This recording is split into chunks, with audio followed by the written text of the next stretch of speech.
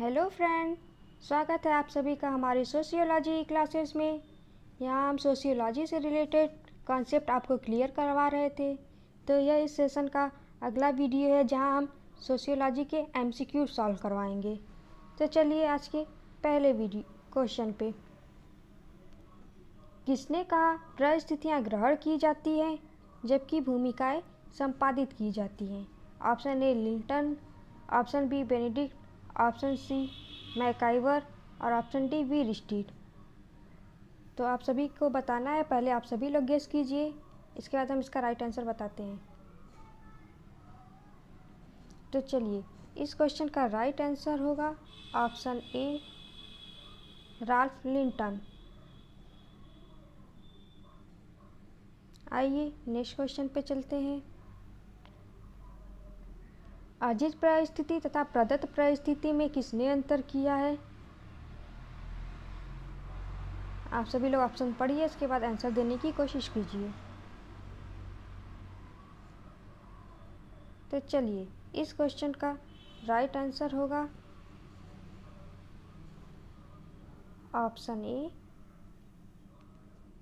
Ralph Linton. आइए next question पे।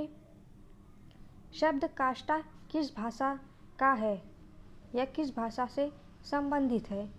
तो आप सभी को बताना है कि काष्ठा शब्द की उत्पत्ति किस भाषा से हुई है। पुर्तगाली, यूनानी, जर्मन या लैटिन? तो इस क्वेश्चन का राइट आंसर होगा ऑप्शन ए पुर्तगाली। पुर्तगाली शब्द से। यह काष्ठा शब्द जो है पुर्तगाली से लिया गया है, जिसका अर्थ होता है प्रजाति या प्रजाति भेद। सर्वप्रथम इस शब्द का प्रयोग जो है ग्रेसिया डी ओर्टा ने किया था। ग्रेसिया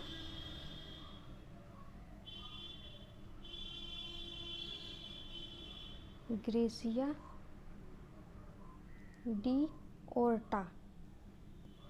ये हो गया डी और ये हो गया ओर्टा, ऐसा। ये ग्रेसिया डी ओर्टा, इन्होंने जो है काष्ठा शब्द का प्रयोग सर्वप्रथम किया था। आइए नेक्स्ट क्वेश्चन पे।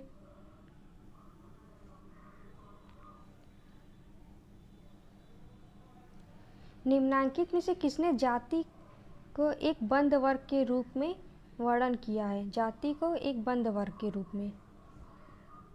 Are K Mukherjee, D P Mukherjee, D N Majumdar या ए आर देसाई? तो इस क्वेश्चन का राइट आंसर होगा ऑप्शन सी, यानी डी एन मजूमदार। इनकी पुस्तक है सोशल एंथ्रोपोलॉजी। इनकी पुस्तक का नाम है सोशल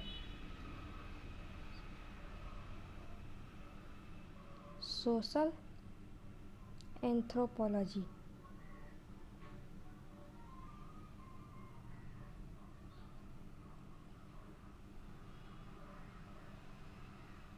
ठीक है, सोशल एंथ्रोपोलॉजी। इस पुस्तक में इन्होंने बताया कि जाति एक बंद वर्ग है, साथ में इनके मजूमदार और मदान, ये दोनों लोगों ने ही इस परिभाषा को दिया है। आइए नेक्स्ट क्वेश्चन पे। किसने कहा भारत में जाति सबसे अधिक महत्वपूर्ण राजनीतिक दल है? Ram Manohar Lohia, B R Ambedkar, Jayaprakash Narayan, Mahatma Gandhi?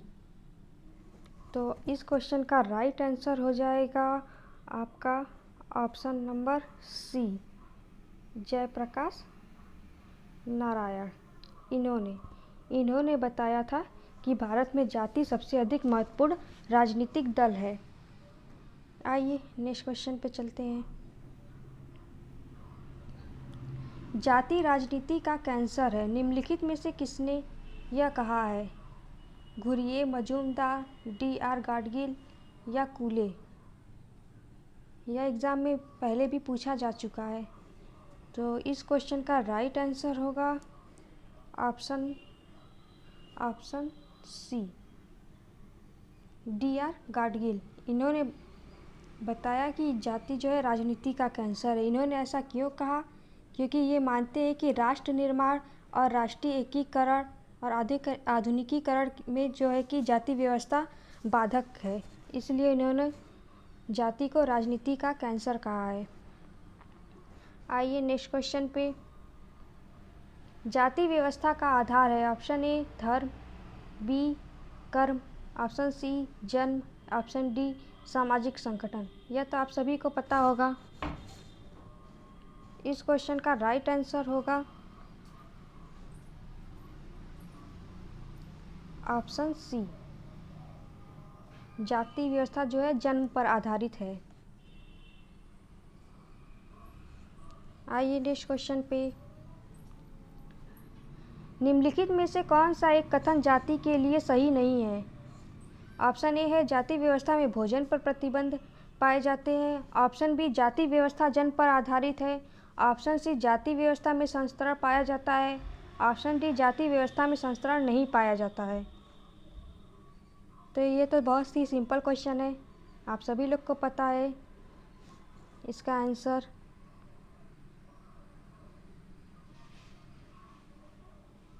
इसका आंसर होगा option number D.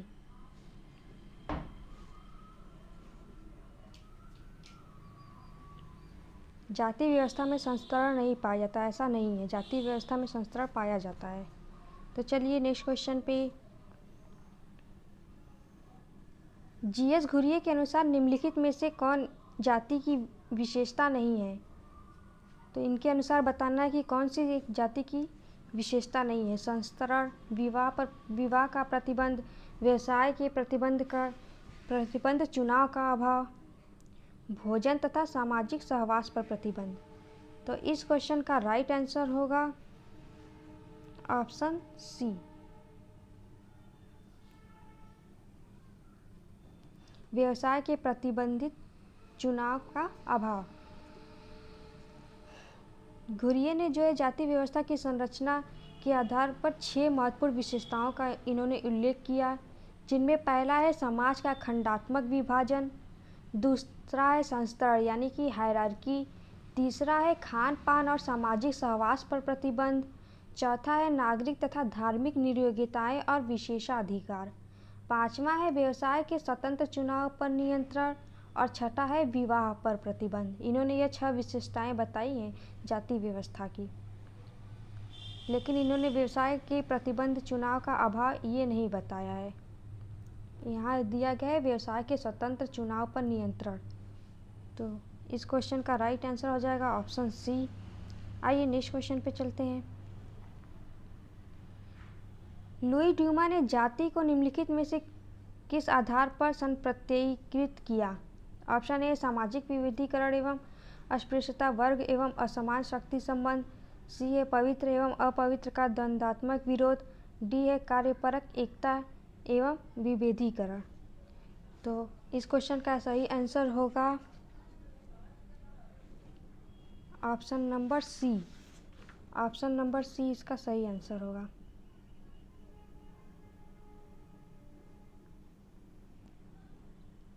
Lewis Dumas के जाति से संबंधित इस सिद्धांत को पवित्रता एवं शुचिता एवं प्रदूषण यह भी कहा जाता है। ध्यान दीजिएगा, पवित्र और अपवित्र तो है ही, साथ ही इसी को शुचिता एवं प्रदूषण भी कहा जाता है। शुचिता एवं प्रदूषण।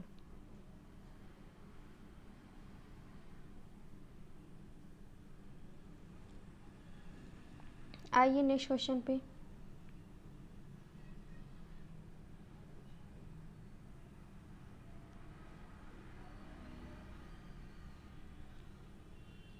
निम्नांकित में से किसने जाति के उद्भव के विषय में लिखा है कि भारत में जाति इंडो आर्यन संस्कृति के ब्राह्मण पुरोहित की संतान है, जिसका पालन पोषण गंगा और यमुना के मैदान में हुआ। यह काफ़ी प्रचलित परिभाषा है। इसे दिया है आपके जीएस घुरिये जी ने। इन्होंने इस परिभाषा को दिया है। तो इसका राइट आंसर हो जाएगा ऑप्शन सी, जीएस घुरिए। आइए नेक्स्ट क्वेश्चन पे। जाति व्यवस्था की रीढ़ की हड्डी है। ऑप्शन ए अंतर्विवाह, ऑप्शन बी व्यवस्था का निर्धारण जन्म से, ऑप्शन सी अस्पृश्यता, ऑप्शन डी सामाजिक स्थिति का निर्धारण। तो आप सभी को बताना है कि जाति व्यवस्था की रीढ़ की हड्डी है। तो इस क्वेश्चन का राइट आंसर हो जाएगा ऑप्शन नंबर ए, अंतर्विवाह, अंतःविवाह। यह जो है जाति व्यवस्था का आधार माना जाता है इसीलिए इसे जाति व्यवस्था की रीढ़ की हड्डी भी मानी जाती है। आइए नेक्स्ट क्वेश्चन पे। अपनी जाति के प्रति ऐसे वफादारी को क्या कहा जाता है जिनमें व्यक्ति अन्य जातियों के हितों की उपेक्षा करता है। तो आप सभी को बताना है कि इसे क्या कहा जाता है। तो इस क्वेश्चन का राइट आंसर होगा ऑप्शन नंबर ए, यानी जातिवाद। इसे संबंध में काका कालेकर ने कहा है, जातिवाद एक ऐसी उच्च, अंध तथा सर्वोच्च समूह भक्ति है जो न्याय, औचित्य, समानता तथा विश्व बंधुत्व जैसे स्वस्थ सामाजिक मानकों की उपेक्षा करती है। यह जो है काका कालेकर ने बताया है जातिवाद के संबंध में। तो आइए नेक्स्ट क्वेश्चन पे चलते हैं। निम्नांकित में से कौन से समाजशास्त्री ने जाति का विस्तृत अध्ययन किया। R K. Mukherjee, G S. Ghurye, K M. Kapadia, A R. Desai. तो आप सभी को बताना है कि किस समाजशास्त्री ने जाति व्यवस्था का विस्तृत अध्ययन किया है। तो इस क्वेश्चन का राइट आंसर हो जाएगा ऑप्शन बी, यानी जी.एस. घुरिया। जी.एस. घुरिये ने लगभग 2000 इन्होंने अपने अध्ययन में बताया कि जो है भारत में जो है कि लगभग 2000 जातियाँ विश्व में जो है पूरी की पूरी जो जातियाँ हैं उनकी संख्या लगभग 2000 है। आइए नेक्स्ट क्वेश्चन पे। निम्नांकित में से किस लेखक ने पश्चिमी समाज के अध्ययन में जाति की अवधारणा का प्रयोग किया। तो ये बताना है आप सभी को कि पश्चिमी समाज के अध्ययन में जाति की अवधारणा का प्रयोग किसने किया है। तो इस क्वेश्चन का राइट आंसर हो जाएगा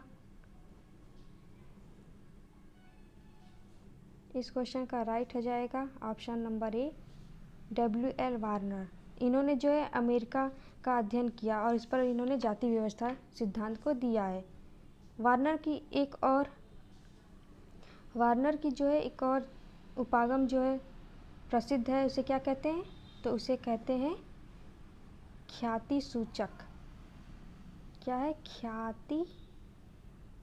ख्याति सूचक उपागम।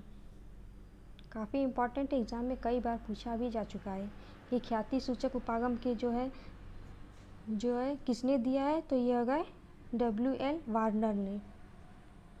तो चलिए इस सेशन को यहीं समाप्त करते हैं।